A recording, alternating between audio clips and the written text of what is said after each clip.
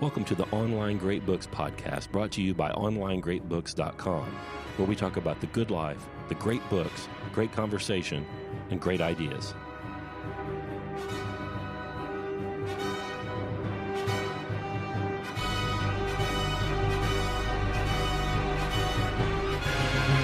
I'm Scott Hambrick.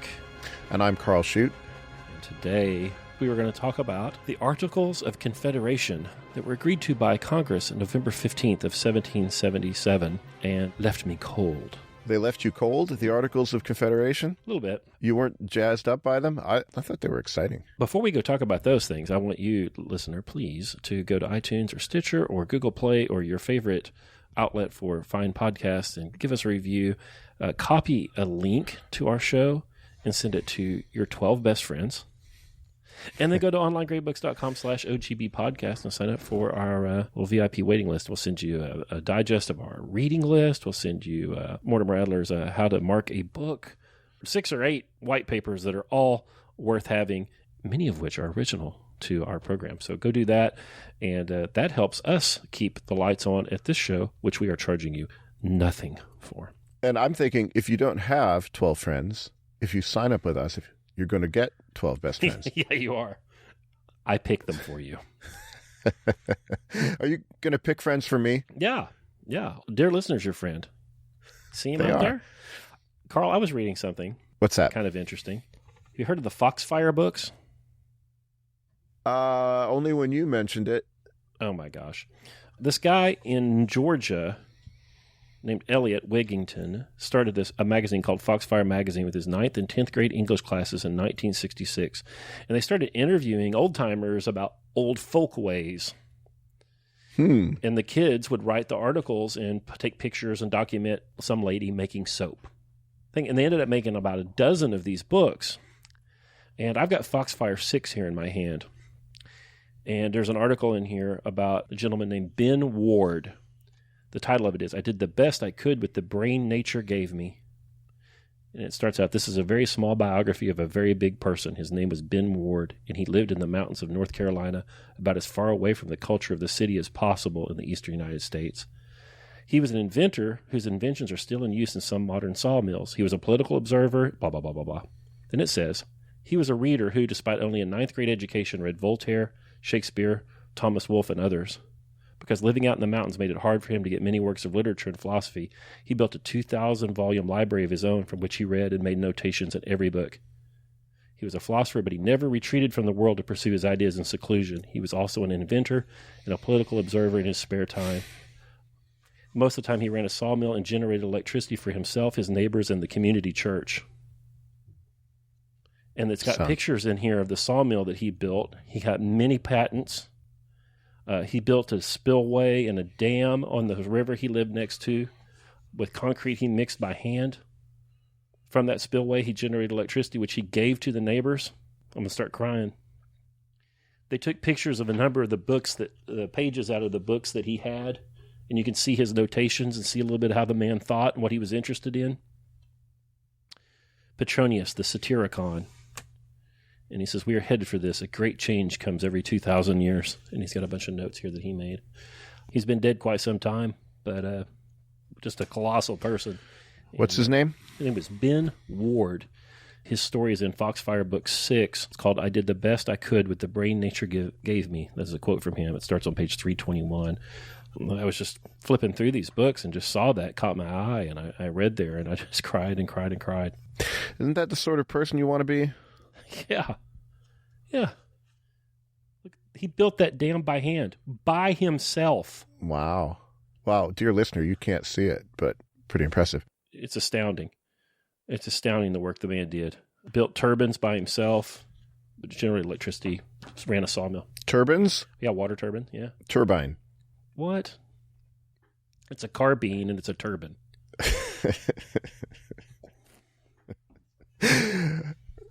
That's excellent. I'm gonna. So you have to get Foxfire in used bookstores, or is it available anywhere else? I think they're still out there. I think they're still out there. I think they're in print. Mine's old, but the Foxfire books are fantastic. You'll just in this one volume I've got here, gourd banjos and songbows, how to make wooden locks, shoemaking, toy making. Memories of the American Chestnut Tree, The Home Place, detailed instructions on how to build a still in Foxfire 1. How to? Do you think the guy in the Ozarks did that? Which part? Took the Foxfire book and... Yeah. No. He would have built a better still. Right. Yeah. We toured a distillery together and got some entertaining stories about the guy making alcohol when he was in high school. He might have. Oh, you were talking about, it's an Ozark distillery in Ozark. Yeah. Lake Ozark, Missouri. Lake of the Ozarks, yeah. I bet he did get the Foxfire books. He's right about the right age to have learned about it from those. But Ben Ward, what a guy. Neat. Yeah. I want to give a plug to our friend at OGB, Michelle Hawkins, because on the Art of Manliness website, there is an article, Want to Get into Jazz? Listen to these 10 albums first. And she and a gentleman named Charles Brack collaborated and put together a list of 10 albums that would give you a good intro to jazz. I was listening to Ellington at Newport yesterday. I've listened to that thing a million times. I've listened to most of these, but there's a few I haven't. Ooh, Sarah Vaughan's on the list. So it's a good place to start if you want to get into that particular and unique American art form of jazz. Just thought you should know. Cool things that OGB members do. Yeah, Michelle left her tasting notes in there for those albums and tracks that she recommended. Pretty darn good. Go check that out. She was on our episode, I don't know, about 6 weeks ago when we talked about Beethoven's Third Symphony. You can go listen to her on that one. Mm-hmm. What else, Karl? What are we going to read next? Oh. I have some ideas. I always want to do this first, and then we're going to get Articles of Confederation, which I thought were really interesting. So I do want to talk about them. Well, if we're doing this, we could do Magna Carta. Ooh. We could do Salic law, which is the old Frankish law, way before then. Just to learn, if we're going to do laws, we might as well do old laws. We might do, I thought of some science fiction because that's what's been real influential with me, and I was jotting down a few books that would be interesting. You mentioned Dune the other day. Yeah, Dune would be an interesting one to do. And then I jotted a few other ones. So Starship Troopers, I was thinking you have to do some Heinlein. Or is it Heinlein? My favorite Heinlein, I don't know, is The Moon is a Harsh Mistress. Yeah. Yeah, Starship Troopers, I actually taught in a class because I thought it would offend the students. Yeah. It didn't. Not enough. Well, right. they didn't want it. I wanted to really bother them.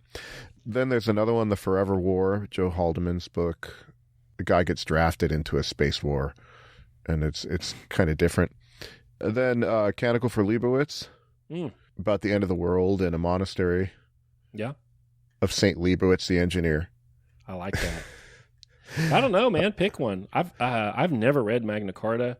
I've never read anything else that you've mentioned here except for Dune. Mm-hmm. I had two more suggestions. Ender's Game. I've read it. Fantastic book. I think Cryptonomicon's really interesting, but it's 1,000 pages, so I don't want to fling that one on you. Yeah, I've read Ender's Game's short. Magna Carta's shorter. We've got to get to Dune. When are we going to do it? Whenever you want. I'll load it up and start rereading it. Oh, crap. Let's do Dune. What do you say? For next week? Why don't we do Magna Carta next week? Oh, and then we can do Dune in a week or two after that. I like that. Yeah. So Magna Carta, the Magna Carta show, I guess, will come out March the 12th, and then the March 19th show will be the Dune show. So, dear listener. Yeah. You know what Dune is subtitled? A Spice Odyssey. 2000. Yeah. If you've read it, you'll get that joke and you'll laugh. And if not, you're going to... Well, John Pasquarello would get that joke. Mm-hmm. Dune. All right. Articles of Confederation. The Articles. You suggested this one. Why did you want to read it? On Jay Leno's Tonight Show, he used to go out on the street every now and then and ask just passersby these like simple questions, and they just never knew. They would disappointingly not know the answer to who the first president was and all that.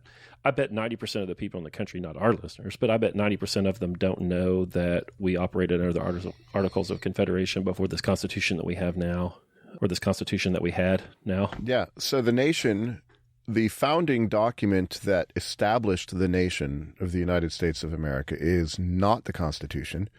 It is actually not the Articles of Confederation. It's the Declaration of Independence, which was signed on July the 4th, 1776. the U.S. Constitution was adopted in 1787, I think September 17th, or I don't know, not too long after that it was adopted. So 11 years the country existed before the Constitution. Yeah, and George Washington wasn't the first executive. We had, what do they call them, presidents of Congress. So had some half dozen or so before him that operated under the Articles of Confederation.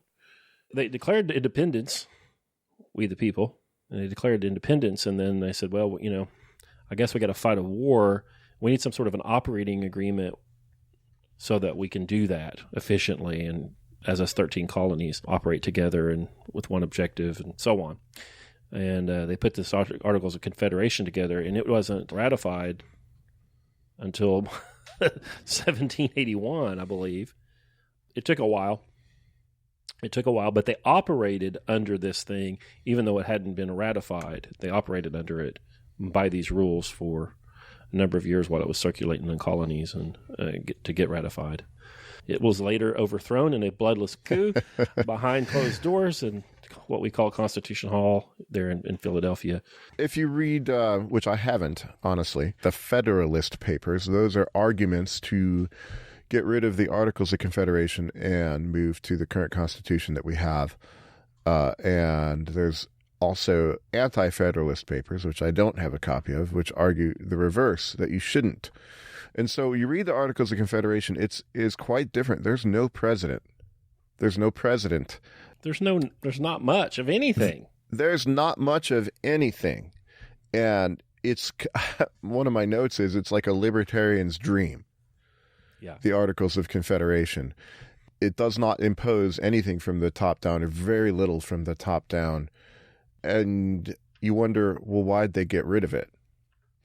And I'm thinking, they won a war under these articles, and then they decided that it wasn't good enough. I have a theory. What's your theory?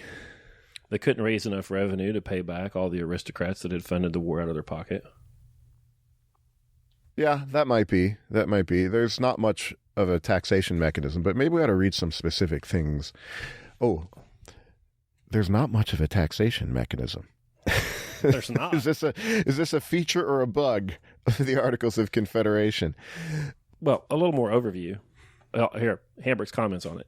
This thing isn't like the Constitution. It doesn't even serve the same purpose. They're not even in the same category of thing, I think. Mm-hmm. They're entirely different. This thing, after I read it, and I had read it probably when I was in the 8th grade, Blah. 8th grade Scott Hambrick, what does he read for fun? Comic books? Yeah, Articles of Confederation. Articles of Confederation. Yeah. And I didn't remember a lot from then, except that it was very short and it didn't have the 3 branches and so on. But now when I read it, I'm saying, oh, well, this isn't even the same thing as our Constitution. This is just essentially a treaty between a bunch of small independent nation states. That's all it is. Article 1 says, the style of this confederacy shall be the United States of America. They just name it. Article 2 is essentially enumerated powers. Each state retains its sovereignty, freedom, and independence, and every power, jurisdiction, and right which is not by this confederation expressly delegated to the United States in Congress assembled. So the United States only exists when Congress is assembled, and it only has the powers spelled out here. And we have an enumerated powers clause in the Constitution, which is broadly ignored and used as asswipe. But this one starts with that, and I think that's very important. Yeah, so if it's not allowed later in the document, you can't do it. Yeah. Yeah, so it's very, very limited. So I want to go back. So my edition is the Library of American Freedoms. I picked it off a library sale. I do that. See, libraries, dear listener, in the old days, libraries had books instead of computers. Mm-hmm. And in order to make room for all of the computers, modern librarians have to get rid of the books. And so they have library sales where you can keep your eye open for these, and you can go pick up some treasures for almost no money, a quarter. They just want to get it out. Yep. And so I picked up this edition. It has a foreword by Wayne LaPierre. I didn't read Wayne's foreword. So it's got the Federalist Papers, and then it has the call for the Federal Constitutional Convention, and then it has the Articles of Confederation, then it has the Constitution. But I want to read the resolution of Congress from earlier in 1787, which gives you the reason why they got rid of it. Experience hath evinced that there are defects in the present Confederation, as a means to remedy which several of the states, and particularly the state of New York, so it's New York's fault, by express instruction to their delegates in Congress, has suggested a convention for the purpose expressed in the following resolution. Towards the end of the next paragraph, the duty of the convention is to propose such alterations and provisions therein as shall, when agreed to in Congress and confirmed by the states, render the federal constitution adequate to the exigencies of government and the preservation of the Union. Exigencies is a fancy word meaning needs. It might mean debts and the preservation of the Union. So the Confederation wasn't strong enough to do what they thought it should do. Why preserve the Union? Because it's an abstract good. We just throw that around all the time. And I don't understand that. It's never made any sense to me. Yeah. What if Rhode Island wants to leave? Good Big riddance. deal. They're tiny. Yeah. It's like a city. They're like a county at best. We just alienated all of our Rhode Island listenership. What are they called? Rhodians? I don't know. Rhode Islanders? I don't know. I like their roosters. I really think that those exigencies probably had something to do with not being able to levy taxes and mint money the way they wanted to in order to pay back all the people that hawked the family silver for cannonballs to run the British off. Good. I'm prone to wear the aluminum foil hat and worry about those kinds of things. Yeah, that is a good question. It's like when you look at history, there are orthodoxies that are accepted. And you have to think, no, what's the reason behind this? And the thing that I always think about in connection with what we did earlier, World War I, American sentiment before the war was largely with the Germans, for whatever reasons, maybe because of that Prussian school thing, but it had to be shifted. And people like Edward Bernays and others come up with, make the world safe for democracy. Yeah. As if that's a self-evident good that you should send your sons to die for, preservation of the Union, why? Well, I don't know. Let's look at Article 3. Maybe there's good reasons why. So Article 3, I figured, gives the reasons. Is Belgium a problem for France? They should be united. Right? They speak the same language mostly, I don't know. Yeah, there's a tendency towards greater conglomeration. This is Leviathan. Yeah, why they do that? Well, try to give it the best reading. Why should you have bigger and bigger political associations? Well, here in Article 3, provides for mutual defense. It's it's NATO. Mm-hmm. It's NAMO. It's North American, whatever, Defense Treaty Organization here. So that would be a good reason, right? So wait, NATO's the North Atlantic Treaty Organization. Right. This would have been the North American Treaty Organization. Yeah, that's right. NAMTO. In case the Canadians get uppity, you can all bind together and send them back to their poutine and ice. There's a reason to aggregate into bigger and bigger structures, mutual defense. I just want to read a little bit. So the said states hereby severally, they always say that severally in each, like they're always emphasizing that it's individuals, enter into a firm league of friendship with each other for their common defense, the security of their liberties, and their mutual and general welfare. That's probably the sneaky clause there.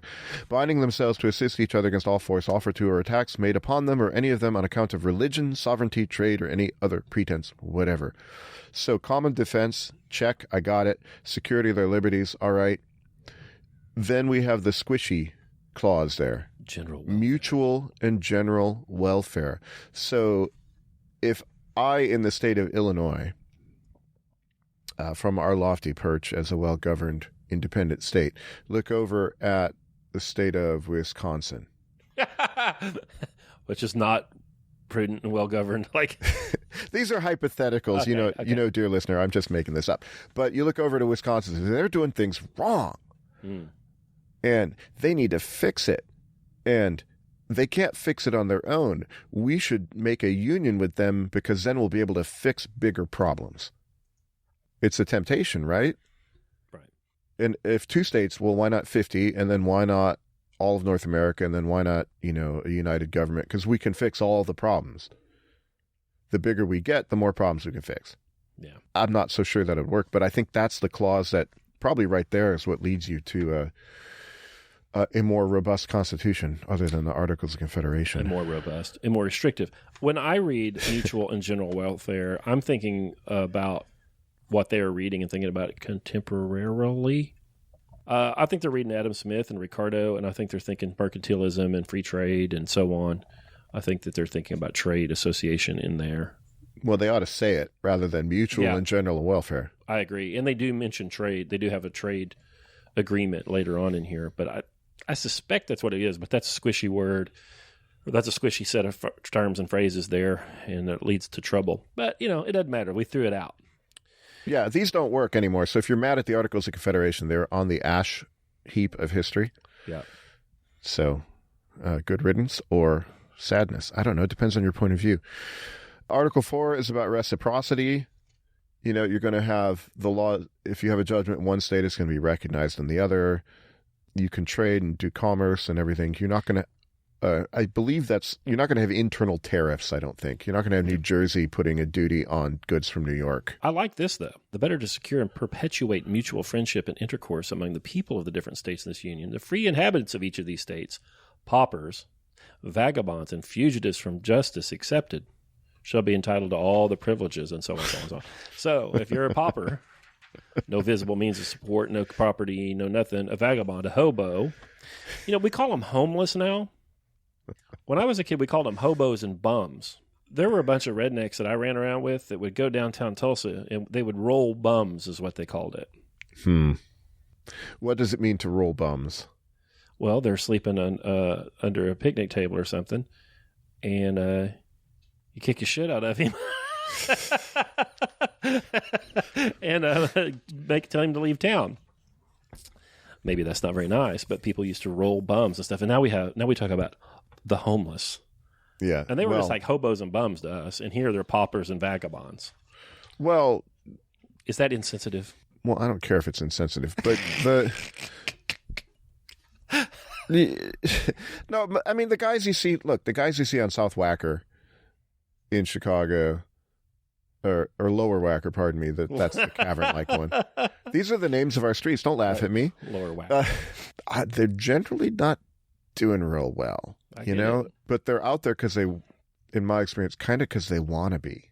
Right. So that's another issue, Who are these people and why are they the way they are and what's going on? Apparently the framers, the Articles of Confederation, didn't believe that they shared in the project. I bet they didn't have the folks that we have. I bet it was different. I bet in 1781, a vagabond would be rootless, not connected to the land, would be the sort of person that's likely to rob you. I don't think it's somebody parking himself on the corner of some street in some city. And Lower Wacker. Yeah. I think at that time when family structures in church structures were probably much more robust than they might be now, if you found somebody that was a vagabond, you're talking about somebody that was so dysfunctional that their friends and family had either turned their back on them or had been unable to help them anyway. Yeah. You're not looking at somebody that's tantamount to a rabid dog. Like, pretty scary, probably. They don't get included in the Articles of Confederation. Do they get included in the Constitution? Not off the bat. I don't know. Well, you had to have property, right? Yeah. But in this Article 4, so it reserves this stuff for people with property and so on. And it has an extradition treaty in here. If you get convicted in New Jersey, New York has to honor that extradition. Mm-hmm. I'm always worried, and I shouldn't be, that I'm going to offend somebody on the podcast, whatever. I don't care anymore, but I don't want to offend the property thing. So I always tell my kids when they're reading history, what you don't want to do is look back from your perch in the 21st century and say, oh, those silly ancient people. Right. Okay. Because they had their reasons for doing what they were doing. And your better job when you're reading this sort of stuff is to say, why were they doing it? So why were they accepting the paupers, vagabonds, and fugitives from justice? Well, they probably had their reasons. Fugitives from justice, isn't that Oklahoma? Right. Wasn't that what you were? So they had their reasons. And the connections of political rights with property is one of these things that people nowadays sniff at and say how foolish they were. Well, okay, so stop and think about it for a moment. The unpropertied can have a larger voting bloc than the propertied, and then they can vote to take your property away. They can, and less sinisterly, the more property you have, the more you are affected by the actions of the Confederacy. Right. The Confederacy being the original. Yeah, I don't mean the South. I mean the Articles of Confederation. And the propertied person has a longer-term outlook, is less transient, is more invested in the whole political project than the person who moves hither and thither and is a mere renter. Yeah, if I move to San Francisco for, a month, am I going to vote on San Francisco issues? Maybe you can. I don't know what their rules are, but I don't think you should be able to. And I'm heading out, so I don't really care, right? Burn it down. I have a joke vote. Right. Vote for myself. I did vote for myself once. For Congress. I wrote myself in. Sound. I didn't win. Sorry. I'll write you in again. Reciprocity of law. Full faith and credit shall be given in each of these states to the records, acts, judicial proceedings of the courts and magistrates of every other state. All right. Sounds good. I don't see much to disagree with here so far. Mm-hmm. I liked Article 5 quite a bit. Article 5 is giving the shape of the Congress. So it's not a bicameral legislature. It's not, that's a fancy word meaning House and Senate. It's a single-chambered House. Delegates are annually appointed by the legislature of each state, however they want to. If Alabama wants to appoint theirs by lot and Rhode Island wants to pick the firstborn of the founders, whatever, they can do whatever they want. And if New York wants a popular vote, they can do it. But they're annually appointed. And they can be recalled at any moment. By that state. I like it. No person shall be capable of being a delegate for more than 3 years in any term of 6 years. So right away in our founding document, there's term limits. Yep. And furthermore, you don't get paid. Yeah, there's a little emoluments clause thing here. I like it. This is a lot like our Senate originally was. Similar to the way our Senate originally was. Appointed by the legislature of the states. It wasn't just straight up, popularly elected, so the state could determine whether they wanted to represent the state and the citizens of that state through the state or popular election by the citizens of the state. Yeah, and I should say why I like that, rather than just saying I like it. I like it because, as it is now, I have to confess, I do not know off the top of my head who my state, we have a House and of Representatives and a Senate in Illinois. I don't know who my representatives are. Right. I know who the mayor of my town is. Who pays attention to state government? Hardly anybody does. Yeah. So my focus then becomes, every 4 years you get swept up in the big drama of the biggest office in the land, which didn't exist in the Articles of Confederation. There's no president. But we get swept up in the big drama and we watch debates and we follow our gut and go in and everybody goes in and does something. Meanwhile, you have no idea who your judges are. You have no idea who your state people are. You have no idea who's on your school board. What do you do when you get to those names on the ballot? Do you fill them in just randomly? So the original way this works, the focus is local. Right. Which I think would probably be better because, frankly, I can't do much about geopolitics, but I could do something about my town. Furthermore, I don't want to do anything about geopolitics. Yeah, I think it's a shell game. It gets you all fired up, and you get to signal your virtue to people that agree with you, but none of it changes anything. I just looked up my state House representative. It was an utter shock to me. I had no idea who it was. Did you know him? No. Don't you know everybody in Oklahoma? No. Certainly not anybody that's willing to run for state house. It's like the Senate in that everybody gets two congressmen and no more than 7. Each state has a vote, so you have one vote. You could have 7 guys go, but they all get one vote. So how are they going to decide what their vote is? That's up to the state, I suppose. Yep. fisticuffs. Freedom of speech and debate in Congress shall not be impeached or questioned in any court or place out of Congress, and the members of Congress shall be protected in their persons from arrest or imprisonments during the time of their going to and from and attendance on Congress, except for treason, felony, and breach of the peace. Can you imagine the delegation from Virginia is heading to Philadelphia? I don't know where they met at this time. It was New York City, I think, actually. I don't remember. But, the Virginia delegates are headed north to Congress, and Maryland just kidnaps them. They arrest them because their tail lights out, right? Yeah. When I read that, I wrote next to it, diplomatic immunity and kidnapping protection is what I wrote there next to that one. I imagine it would happen. I would do it. I wrote Rand Paul next to it because there was some incident where he was stopped in the airport and he pulled out his Constitution and said, because of course he has one in his pocket, right. and says, because there's a clause in the current Constitution, are you impeding me, or something like that, to the TSA. Have you seen that little chunk of the Constitution they printed on a little steel plate about the size of a playing card? You put that in your back pocket and make sure that it sets the detector off, then you whip that out and you hand it to them. What does it say?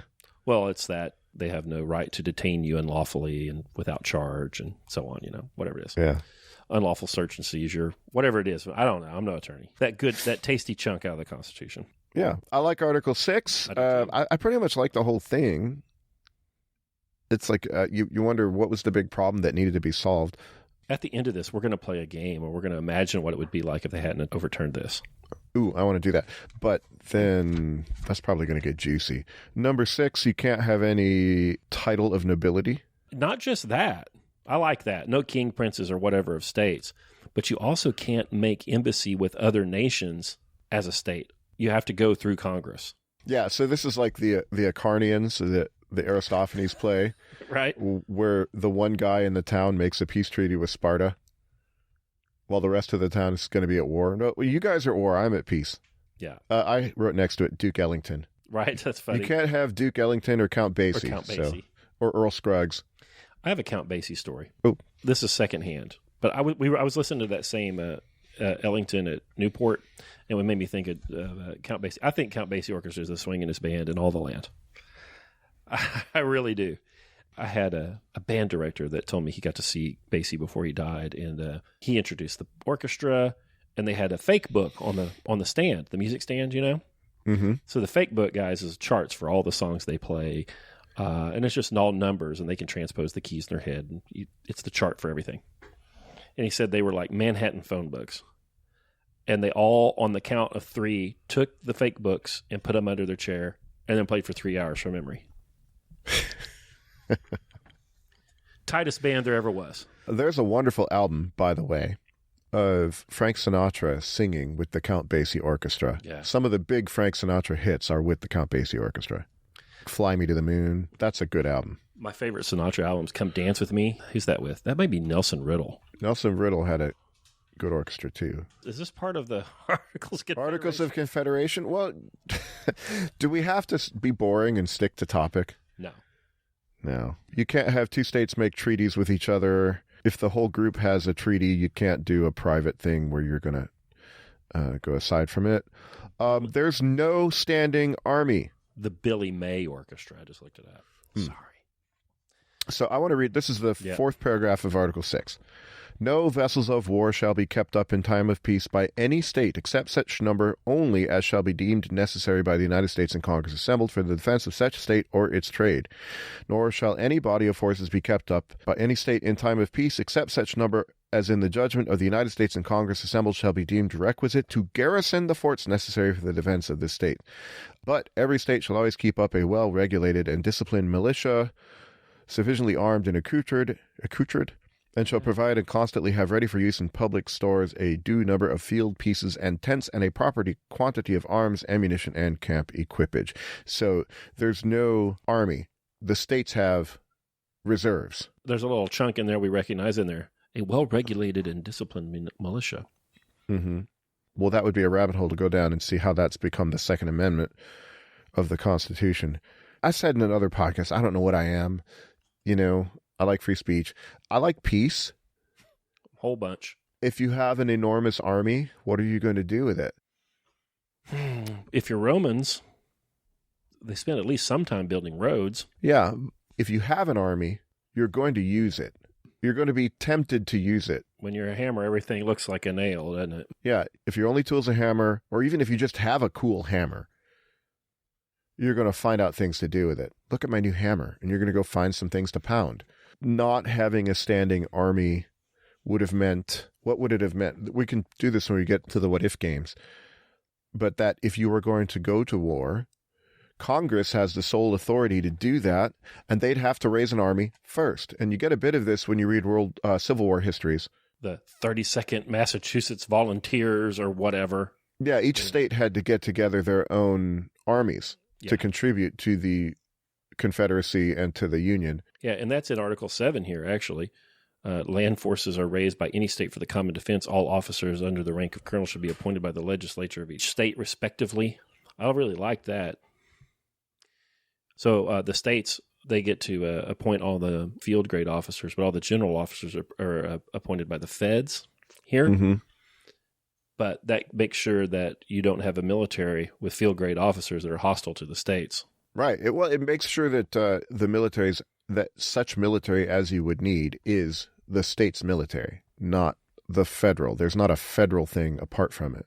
Yeah. A little chunk in here just before Article 7 there about declarations of war. It's what you would expect. Congress has to do it. Stuff in here about how to deal with pirates and so on. Pirates are a problem. Mm-hmm. The first war the United States fought was against pirates. You mean the English? No, the North African. That's the Tripoli part of the... From the halls of Montezuma to the shores of Tripoli. Yep. That was Jefferson, I think. Yeah. After the English, obviously. Also pirates. Yeah, but successful pirates who made an empire. We're going to do Thucydides later in the day, and in the beginning of the book, he talks, all the Greeks were pirates, and then settled down and gave up their freedom for security and settled down and lived in towns. But they all started pirates, which is the sense you get when you read Homer sometimes. Oh, definitely pirates. Yeah. Article 8, I think this is the mainest thing. That's what my grandmother would say. The federal coffers can only be funded through a weird sort of property tax. The states have to kick money upstairs to the big boss. And the amount of money that the states have to kick upstairs is in proportion to the value of the land in the state. The way I read this, the state would essentially get a bill from the federal government. It says the land in your state's worth X, so you own the Congress of the United States, whatever the levy is. And then the state would have to figure out how to raise that money. They could do it however they wanted to, but they were billed based on the value of the land in the state. Yeah, I wonder how that worked out. Have to do some history on that. Land and building and improvements thereon. Yeah, this is pre-industrial, so I don't know how that would work when much of the wealth of a state is in its industrial production and not in agriculture. Right. It's an agricultural constitution. Yeah. But we could have amended it. I hate property tax. It's the worst. It's rent. Yeah, it's rent. If you don't pay the county your property tax, they'll come and throw you out. They will evict you eventually.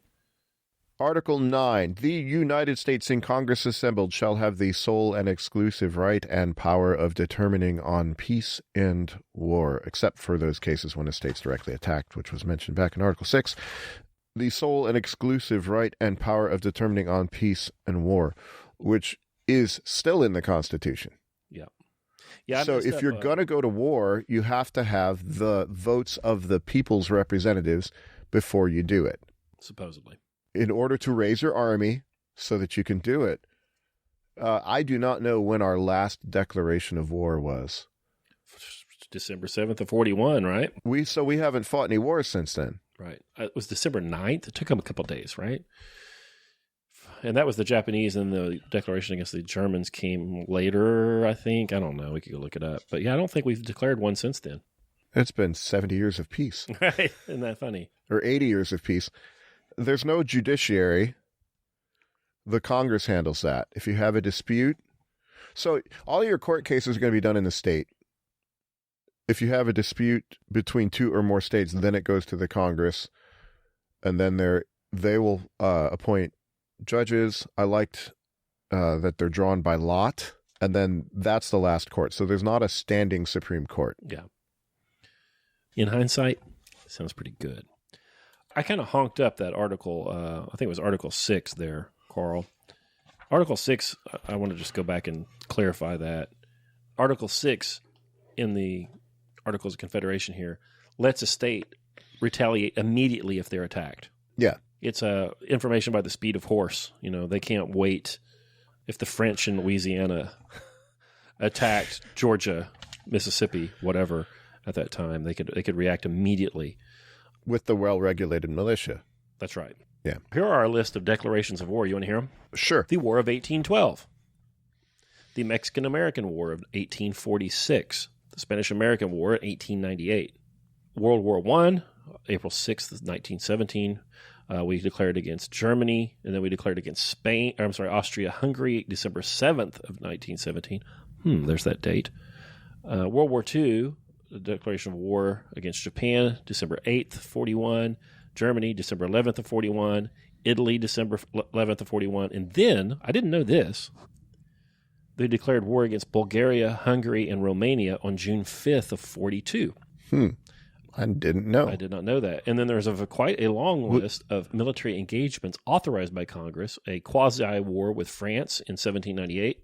The First and Second Barbary Wars, those are ones you were talking about, Tripoli. We were in a police action with Paraguay in 1858. I mean, you just go police on and on and action. on. Redress for attack on the U.S. Navy's USS Water Witch. My neighbor is a veteran of the Korean non-war. The Korean police action. Yeah, so weird. Boy, that drives me nuts. That war is supposed to be a big deal. You're not supposed to go to war. That's the whole point. What is it? It's supposed to be hard to go to war. And it's just one of those things nobody thinks about it. What is it? I mean, I don't think the Constitution even tell you really what it is. What war is? Yeah. Like, how do you say that Korea is a police action or Vietnam is a police action or a peacekeeping mission isn't a war? We don't even know what these feels things like mean. a war. Sure does. Yeah. All the dead people say it feels like war. Yep. I can go to I've talked about this before. I can go out in Marseilles and go to the Middle East Conflicts Memorial. Middle East Conflicts Memorial. Right. A whole bunch of dead people memorialized for the doing warlike actions in the Middle East conflicts. Yep. That one's heartbreaking because you can go in and they have little computer terminals. You can look people up. You can look people up by your town and find out which people went and died from your town. Spend a somber afternoon there. Gross. The veterans come in and they go and pay tribute to their friends, and it's usually motorcycles. And, anyway. If you're ever driving through Illinois, it's in the middle of nowhere, Illinois, or at least it's what everybody in the cities thinks is the middle of nowhere. Right. It's a little canal town, Marseilles. That's how we pronounce our French names. Just get off the highway and go take a look. More of Article 9.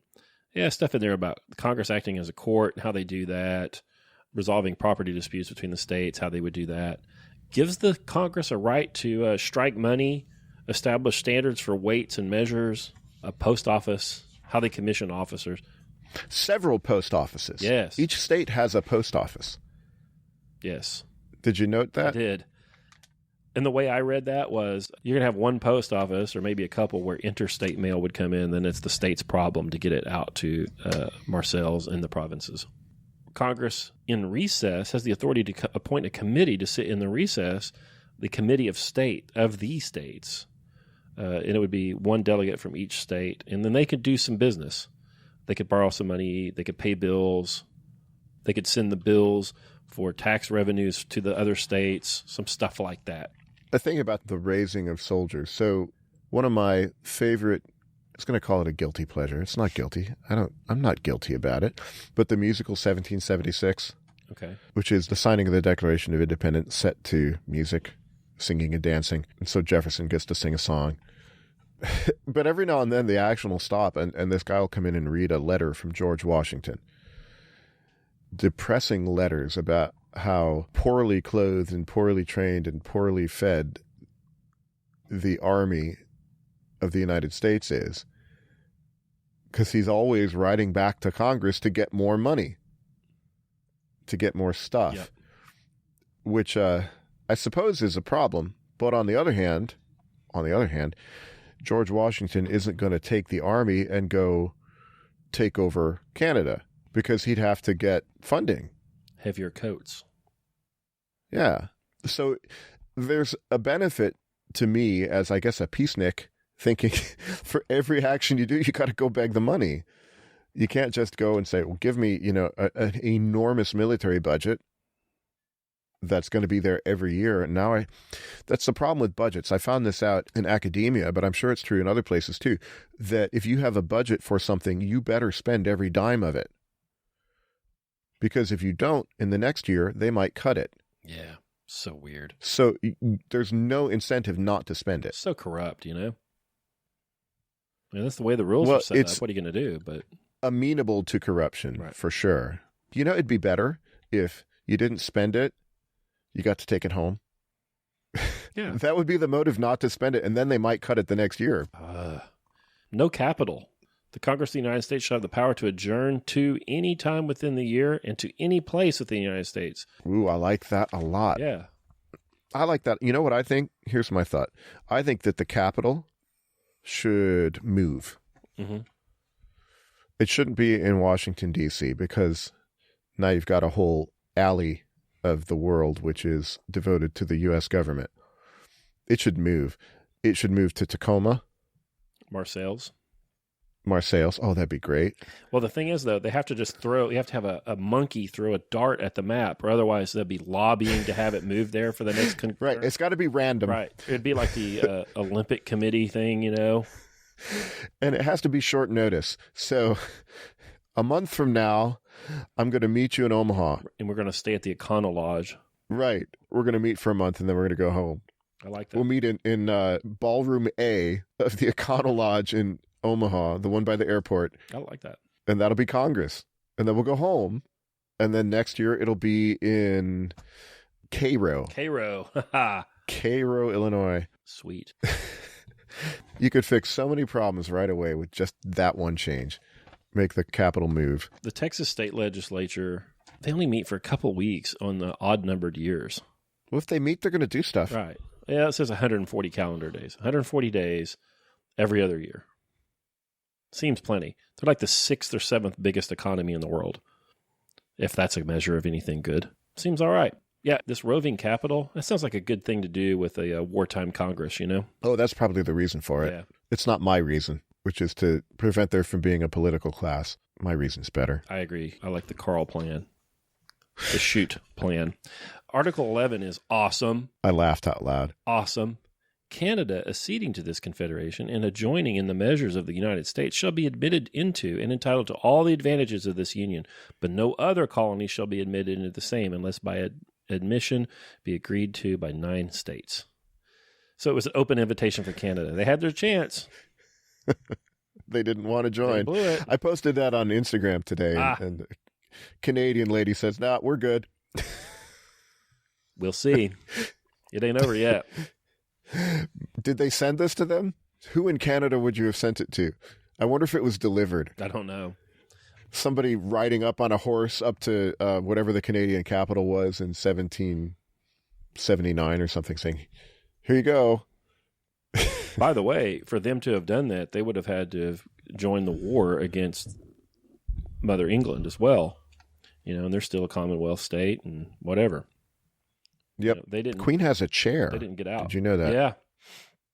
There's a chair for her. Don't know the last time that she sat in it, but in it's been too long. Ottawa, is that the capital? Ottawa, right? Okay. I don't know. What's the capital of Canada? I want that real English monarch to come back. Who was that again? The Catholic King of England? Yes. Who was that? We talked about him last time. Some old German guy, I think. I got to look him up again. Yeah. Something fun. If he showed up and wanted to sit in the chair, would they let him? Oh, probably, because they can't say no to anything. They're Canadians. They're polite. Right. Probably not. Article 12, they say, yeah, we'll pay the bills. The articles here are agreeing to bind debt and pay on debts incurred by the Confederation. Article 13, the states agree to abide by the rulings of Congress, essentially. It also has this perpetual union talk, though. I don't get that. The articles of this confederation shall be inviolably observed by every state, and the union shall be perpetual. Then it has a little prayer at the end. Whereas it has pleased the great governor of the world to incline the hearts of the legislatures we respectfully represent in Congress to approve of and to authorize us to ratify the said Articles of Confederation and Perpetual Union. Know ye, I think do our legal documents say that now? Know ye, that we, the undersigned delegates, by virtue of the power and authority to us granted for that purpose, do by these presents in this name, etc., fully ratify the Articles of Confederation. And that's it. That's it. In my book, it is 1, 2, 3, 4, 5, 6, 7 pages. King Franz Herzog von Bayern. Oh, I knew he was a cousin. Yeah. What is this thing, Karl? This seems to me like a mutual protection and trade organization agreement. This is a treaty that covers mutual defense, trade, and reciprocity of law. Pretty much it, man. Yeah, it's from states that want to be themselves and are afraid to pledge any more so that the differences get plowed under. Boston does not want to be South Carolina. No. Massachusetts, I mean. What else would it be? The band? Boston. Well, listen. Boston's not the state. Right. I meant to say that the colony of Massachusetts. Carl's like, Boston does not want to be Kansas. And Kansas does not want to be Chicago. What other bands? I don't know. It'd be a good playlist. I'm actually not a fan of Kansas, the band. I'm not either. I had this guy that worked for me years ago, and that, Wayward Son, so Carry On My Wayward Son, whatever that song was. I always skip that when it pops up. And I was going to change it, and he's like, don't change that. And I looked over him, and he literally had a single tear running down his cheek. Was he a Wayward Son? I was like, David. But what does it even mean? He's like, oh, this song's beautiful. Listen. Carry on, Wayward Son, there'll be peace when you're done. I don't know. Lay your weary head to rest, don't you cry no more. I don't know, but David was crying. He's like, listen to it, it's beautiful. And I was like, what are you talking about? Is he also Dust in the Wind? Oh gosh. He might have just disappeared and emitted a photon if he heard that. Did you ever watch the movie? And the answer to asking Scott Hambrick if he's ever watched the movie is almost always no. Let's see. With the Bill and Ted movie? I have. Where they go back in time. I've seen it. And they meet Socrates in Athens. So crazy. And one of the Bill and Ted's, I forget which one, Bill probably, starts quoting that Kansas song. All we are is dust in the wind. And then Socrates is very impressed and agrees to go with him in their time travel journey. It's ridiculous.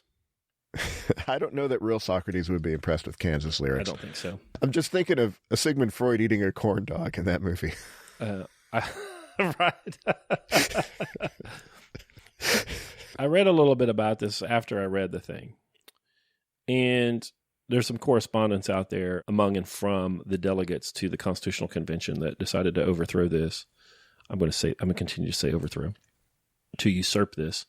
And they said that it became obvious to them that it would have to be replaced, that it could not be amended. I just don't see that. I've got hindsight, and they didn't.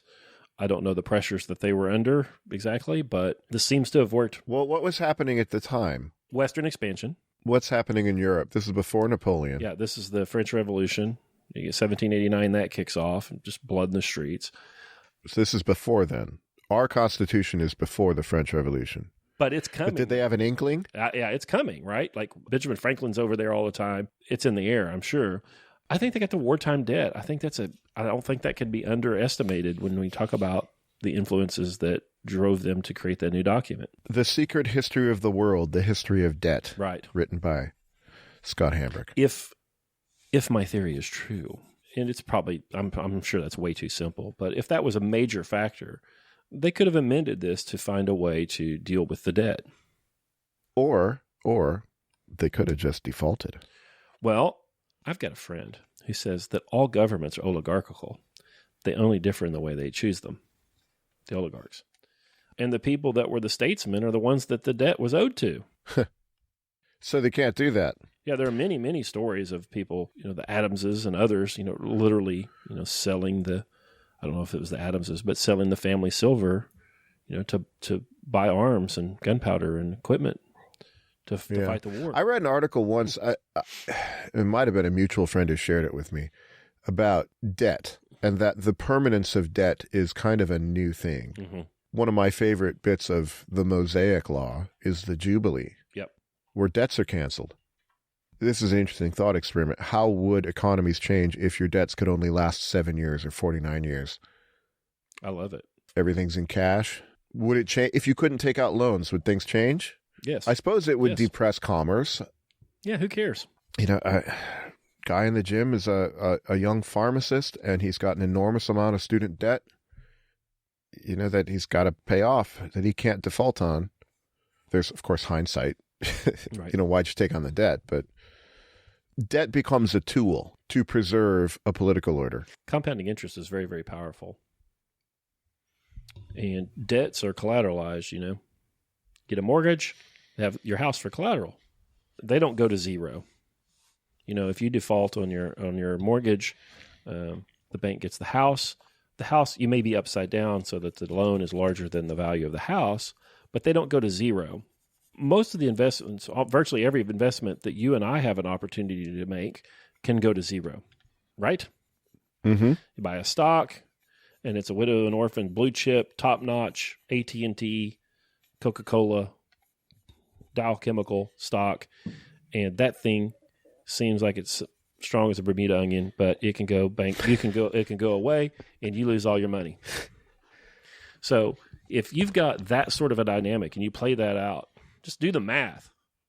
Do it out for 10,000 years. You'll find out that the lender class owns everything. Yeah. They have a guaranteed non-zero return by our laws. We don't have banking charters, so we're not able to get that.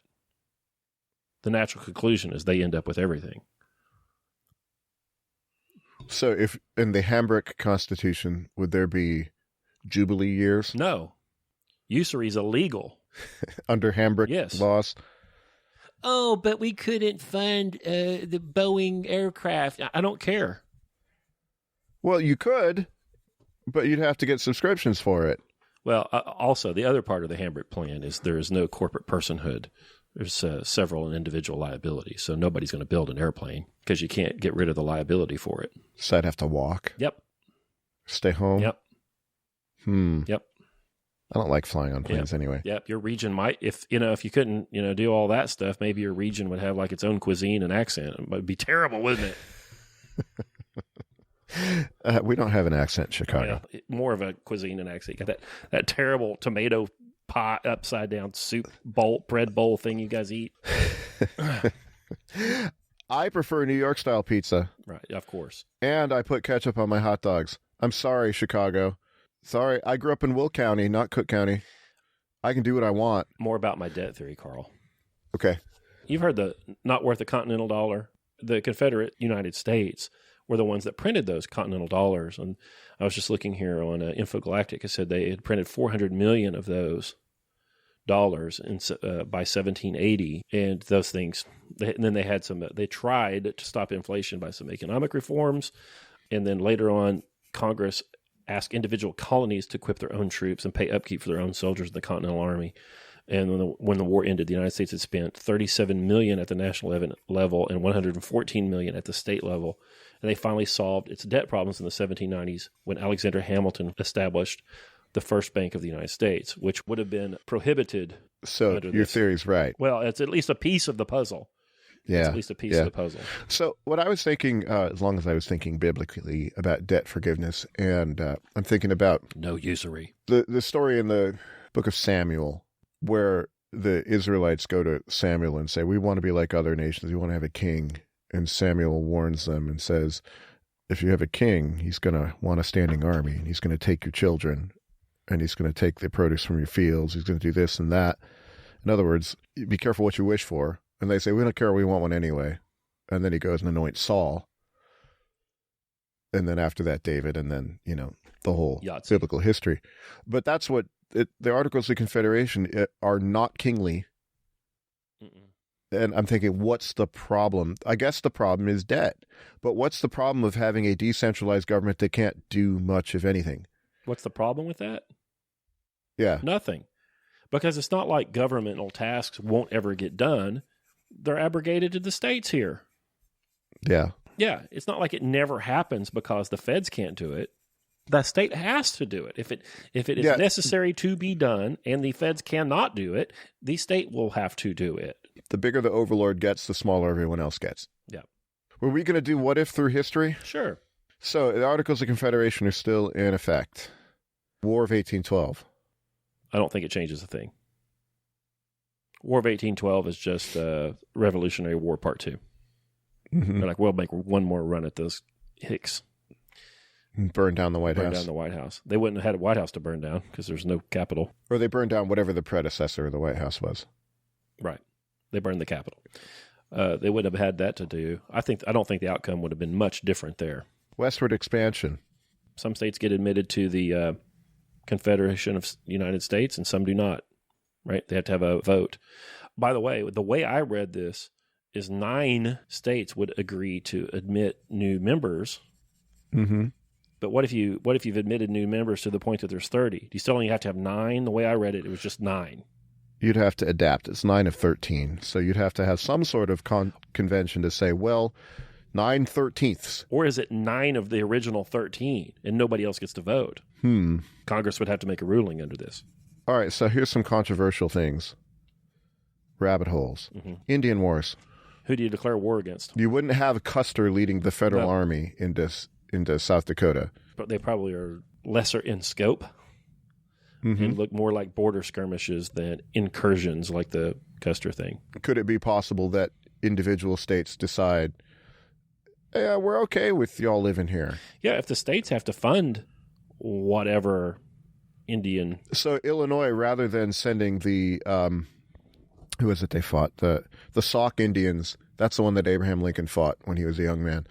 Rather than driving them out of the state, maybe we would just leave them. Maybe just envelop them, right? Like just cede that territory and just move on, perhaps. But the states are going to have to figure out what to do because there's no federal government to tax Maryland to do something in Nebraska or the Dakotas. Yeah.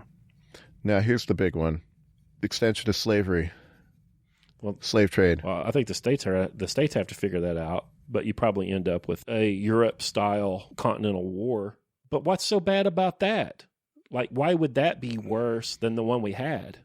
The one we had was real bad. Real bad. Which people forget about. It was real bad. Look at the casualty figures for settling this question with guns in the United States, and it's enormous.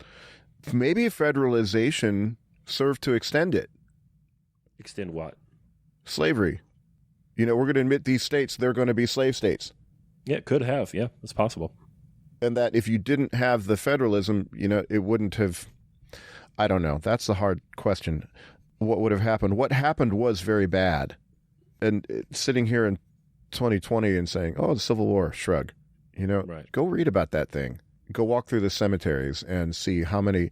Or I have books of the letters that the soldiers would send home. That was a big deal. This made me think about, I wonder what the casualties were in the Napoleonic Wars compared to the Civil War, because the Civil War is pretty nasty. Yeah. We got better weapons in the Civil War than they had during the Napoleonic Wars. Dig this. The French Empire had 371,000 killed in action, 800,000 killed by wounds, accident, disease, 600,000 civilians, blah, blah, blah. A total of 1.7 million Frenchmen died. The Allies, which would have been Russians, Prussians, Austrians, Spanish, Portuguese, British, 2 million total. Wow.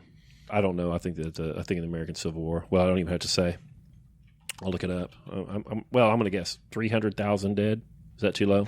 It's more than all the other U.S. wars combined. Yeah, so it's probably more in the 500,000 area. I like my wars small. Yes. I like them not at all. And the smaller states have smaller wars, is my theory. And more people get to go home to their mothers and their wives and make babies.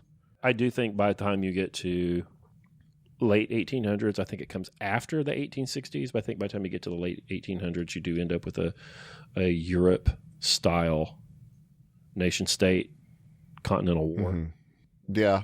All right, so let's do a little bit more what-ifs. World War I. That even happened. Well, it doesn't happen for us. Yeah, that doesn't even happen for us. We wouldn't go. We wouldn't have gone. You got that Zimmerman telegram, and maybe New Mexico, Arizona, Texas have a little Mexico problem. But no. Yeah. World War II? Same. We wouldn't have even had Hawaii. Hawaii wouldn't have even mattered. It wouldn't have. Yeah, that's interesting to think about. By the way, what a dumb move. Like, everybody's worried about China now. Nuke Japan and leave China to just have, like, Pacific Rim hegemony. This is your plan for 1945? Well, no, that's what happened. Oh, yeah, okay. You weren't suggesting it. No, that's what happened. And now we're like, Nuke Japan. We got this emergent, industrialized communist power with 1.2 billion people or whatever, and all this hand-wringing about China. I was like, well, you could have just ceded the Pacific Rim to Japan and let those two worry about it. So this is where you get the temptation. This is where you'd have to, if you're going to have a smaller style federated bunch of states, okay, is that there are going to be horrible things that happen places that you can't do anything about. Okay? Yeah. So Japan starts pursuing its empire in the Pacific, and they do horrible things to the Chinese, to the Koreans. The folks in North America say, gosh, that's bad. They do the Kermit the Frog thing, but that's none of my business, and drink their tea. Yeah. Under the Hambrick plan. I mean, that's why let's make bigger states. Let's make United Nations. Let's make bigger organizations so we can prevent those sorts of things. Confederate states had 290,000 plus dead, 137,000 plus wounded. The Feds had 365,000 total dead, 282,000 wounded. So 750,000. And then there were other, people that were casualties. They were captured, and so on, died of starvation. And their death rates in their camps were real high. Just being in the army, you were going to get sick and die. Yeah. If we had the United States of the world, couldn't we not have war? Well, famously, or maybe not famously, Texas and Oklahoma had a border skirmish in the early 1900s. Shot at each other over a bridge over the Red River. I didn't know about that. Uh-huh. Who won? No one. Texans and Oklahomans hate each other unless the third party gets involved. They're like cousins. Mm-hmm. Are you Texas's hat? No, they're our underwear. Now, the Red River Bridge War, 1931 boundary conflict between the United States of Oklahoma and Texas over a toll bridge and a new free bridge crossing the Red River. Alfalfa Bill Murray, our governor, mobilized the National Guard, and they had a little dust up there. And it says, news of the dispute made national and international headlines. Adolf Hitler may have believed that the events were evidence of infighting between the American states, weakening the Union. The Texas Army National Guard, Air National Guard, and the Texas Rangers were involved, and the other combatants were the Oklahoma Army National Guard and Air National Guard. There were no casualties. I bet they were heroes, though. Oh, absolutely. I'll have to look that up. If you were going to aim towards this sort of real limited government, there are going to be a lot of problems elsewhere where you're just going to have to say, sorry, I feel bad about it, but maybe you don't even feel bad, but that you can't solve. The bigger you get, the more you could solve, but then there's problems there, right? The bigger you get, the more tyranny you could inflict. Perfection isn't possible. I think I would prefer a Europe-style continental war between several states than the whole civil war that we ended up with. I think, do you end up with a North American Napoleon that runs through North America and finally subdues the Quebecois and all the rest of the American peoples? This is one of the things we haven't thought about in our thought experiment. If you have the mostly disorganized Confederacy of the United States without having the Constitution, having the Articles of Confederation, when Pierre comes down out of the north with the Mounties, with the organized British-style army, could sweep away our little confederation. We tested that, and it worked okay. In 1812. Mm-hmm. But, somebody with better munitions and can go faster than a declaration of war and pick off the easy states. And we have not had an invader on this continent. Not a declared invader on this continent. So our thought game is like we're doing our thought game in peace. Right. imagine hostile powers ready to invade, then you might be more inclined to a constitution like the one we have. Or you just go ahead and submit to a weird, ungodly invader called the United States federal government. And you just create your own master. And you vote on it. And then Ben Franklin kicks the door open and says it's a republic if you can keep it. And you wrap it in some sort of mythology. And then you act like it's okay. Yep. Like Pete Townsend said, meet the new boss, same as the old boss, because all we are is dust in the wind.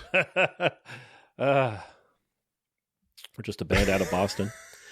If part of the motivation in getting rid of the Articles of Confederation was to preserve what they had, they blew it. I mean, it changed, and they got something entirely different. There was a new kind of, like you said, new boss. Yeah, well, we were chatting a little bit beforehand. This might be to bring it full circle. There's going to be a boss. Mm-hmm. I don't know how much I can actually do about that. Right. But I can cultivate my inner life. I can cultivate my mind. I can create.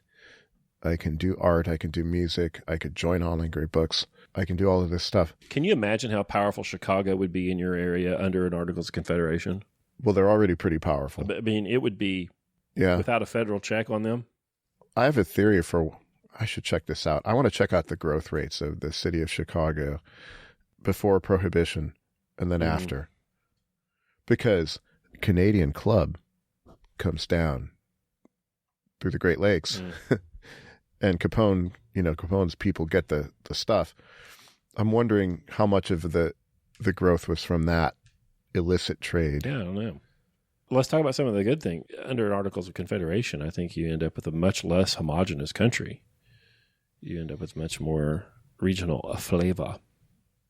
Mm-hmm. We end up in a continent full of small nation states that are in a loose federation. Well, why would the variety be better? Everybody runs their household a little differently, Karl. And we tend to do that the way that suits us and the way we think's best. And then you get a little longer, and you got your block captain. He kind of runs the neighborhood association the way the neighborhood association feels like it's best, and so on. And then as a result of that, each of these neighborhoods and families have their own regional flavor and flair and way of doing things that suits them, that is organic to them. It is not handed down to them from on high. And that regional flair or that regional flavor or whatever character would be organic to that region, and under my theory, would be exactly what it should have been. Yeah, so you started talking about, I'm sure, an eccentric person, Ben Ward. Yeah. I'll put it a little bit differently. I think human beings are neat. Yeah. I think I could get mystical. There's a spark of the divine, whatever. That humans are neat, are capable of neat things. When I'm out at parties, which I don't usually go to, or in public,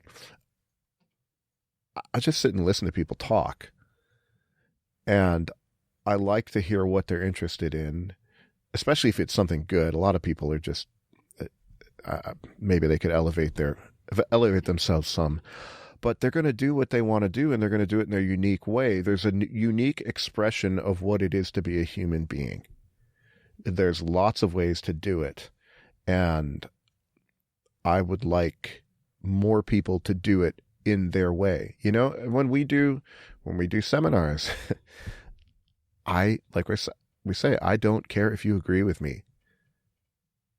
If I even utter an opinion, I don't care if you agree with me. I care that you utter your opinion, that you develop into who you're going to be. Top-down stuff, top-down education, top-down government, all of this stuff it's the lawnmower. You just get mulched up. Or to quote more song lyrics, there's trouble in the forest, there's unrest in the trees. The maples want more sunlight and the oaks ignore their pleas. This is from the band Rush. That we're going to make everybody equal with hatchet, axe, and saw, chop everybody down, make them be the same. I don't want them to be the same. I want them to be different. It's a better view. It's a more interesting place. This is an extremely wide-ranging podcast that we've done. We've gone Articles of Confederation to music lyrics to the guy making his dam in, was it North Carolina? He was in northern Georgia. To the Red River Bridge War. Yeah. Yeah, I think the Articles of Confederation would have been just fine. I think that they moved the goalpost and decided they wanted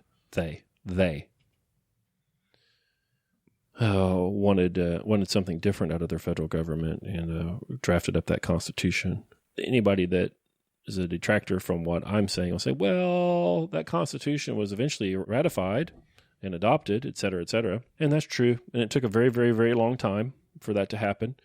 But if it hadn't been proposed, they would have never voted on the thing. I've come to believe that almost any law will get passed if you run it through long enough and often enough. And I think it should have been left alone, personally. But I don't get a vote. Well, you don't even know who your representative is. I do now. Ugh. How should we wrap this up? Articles of Confederation. You ought to go read it. It's not very long. You ought to go read about it and play the what if game. You know, what would this be like? What would my state be like? Oh, you know? I give you a real positive benefit from it. Well, you should read the actual current document that we're working under. That's for sure. Ugh. But, you should read it. You should have a copy of it. And to understand that one, you will understand it a lot more having read the Articles of Confederation. Yeah. It'll give you the context to know what they're talking about in the Constitution. If you've ever been part of any sort of a nonprofit board, a neighborhood association, anything that has bylaws, you can kind of think about this and kind of figure out how it went. We go to Philadelphia to talk about these Articles of Confederation because we got some debts to pay here. Articles of Confederation won't let us. And let's say Karl and I are delegates from Northumbria, and we go and we just want to be able to pay these debts and honor what we said that the Confederation said that it would do. Mm-hmm. And we've got the best of possible intentions. And you walk in the door and you state what needs to be done. And now we're subject to a political process. And now James Madison and Ben Franklin and George Washington and all these charismatic giants are coming up to you proposing things. I was just imagining that. You just show up for a conference of your organization, and all of a sudden, because the conference exists, the organization can grow. Yeah, and because you want to do one prudent thing, all the rhetoricians and all the manipulators say, oh, well, we grant nothing without getting something in return, and they start asking for their thing, whatever that is. And the next thing you know, you throw the whole damn paper out and you start over again. And they lock you in that room in the summer, you know, and boil your brains out in there and turn the stress up on everybody and railroaded the damn thing through. I wasn't there, but that's what it seems like to me. Awesome. For all you feds listening in. Well, they are. Well. Put my tinfoil hat on. Aluminum works better, right? Aluminium. That's right. So there's another online great books podcast. Go read the Articles of Confederation with the kids. Maybe that could be good. That could be real good. Go read that. Maybe they can draft up their own. All the kids can form a confederation to defend themselves from you. I don't know. And then meanwhile, guys, go out and get the Magna Carta and go read that thing, because we're going to talk about it next week. And don't forget, you're going to want to get ahead. If you're reading with us, the Magna Carta won't take you long. That's a long bathroom break, that one. And you can go ahead and crack Dune, Frank Herbert's novel. We'll cover that thing for the show that comes out on March the 19th. Anything else, Uncle Karl? I enjoyed this more than I thought I would. Me too. I was going into this thinking, what are we going to talk about? That's why I brought the Ben Wade story. I'm like, this is going to be pretty dry. It's always fun talking to you, Karl. I would do this even if no one listened or cared. Right. Me too. All right. Thank you guys so much for listening. Please send this to a friend. Send this to one of your libertarian friends, and you all get together with some whiskey and arm wrestle over the Articles of Confederation. And we'll talk to you guys next Thursday.